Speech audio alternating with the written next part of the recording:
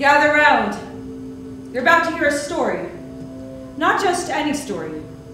There are stories that really happened, stories that we tell ourselves to get through the day, and stories that we know to be true somewhere deep in our bones. This story is all of those, jumbled into one. My play is about the Trail of Tears and walking the trail with my dad and what came up for both of us as we walked it. And it's so funny because one of my friends was, you went on the trail and you had all these dark emotions bubble up inside of you because you're confronting past history that you either weren't familiar with or you hadn't really come to terms with, but your dad came alive. Because even though my father was sent to a boarding school, he developed better coping skills than I did. And so for him, it brought new life into him. And for me, it kind of sucked the life out of me. I'm in a dark space. It's so dark I can't see my own hand. A fire erupts in the center, casting ominous shadows. I'm standing in a circle. One of the shadows, a young woman, moves toward the fire, and I reach for her. No, don't! And strands of her long hair slip between my fingers as she throws herself into the flames.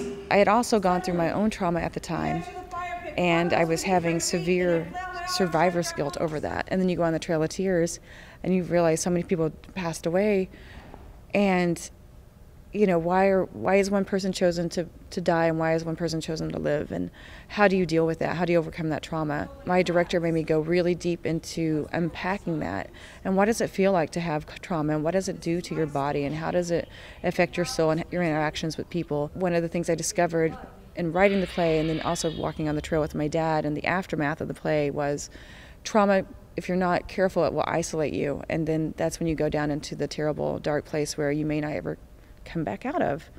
And I was in that really dark place, and it took about 3 months for me to realize that I wasn't getting any better. In fact, I was only getting worse, and I was having thoughts that I shouldn't be having, and I was actually contemplating suicide and figuring out how to do it, how to carry it out. And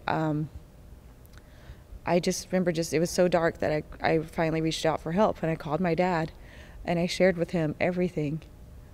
And we had had a terrible fight, which happens at the end of the play, and so we hadn't spoken to each other for almost a month, which is really bizarre because we talk every morning at like 8 o'clock. And so I told him all my dark secrets, and my dad just listened to me.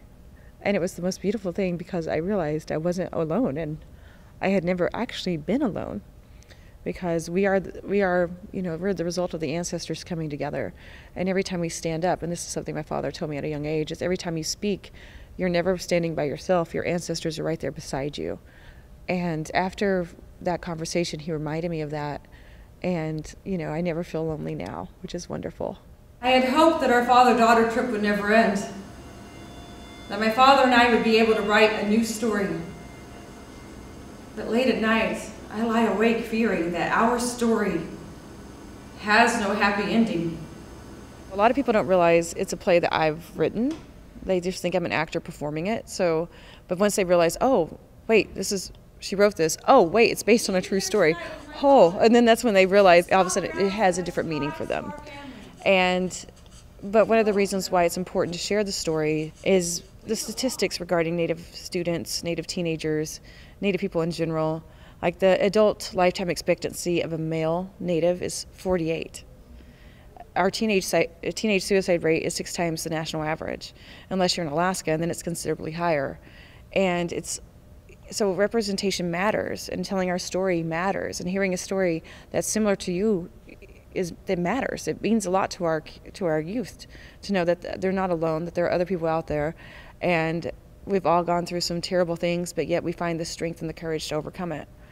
And that's one of the reasons why I allow myself to go to those dark places, is because if I can just reach one person in the audience, then I've done my job. If I can get people to question the history or want to learn more about the history, then I've done my job. If I get people to see me as a human being and not just as what they think a stereotype of a Native person is, then I've done my job. We are 1,000 miles from Oklahoma, but we are home.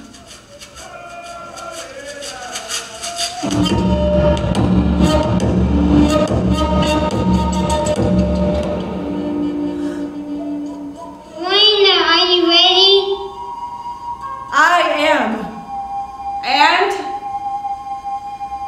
so we walked.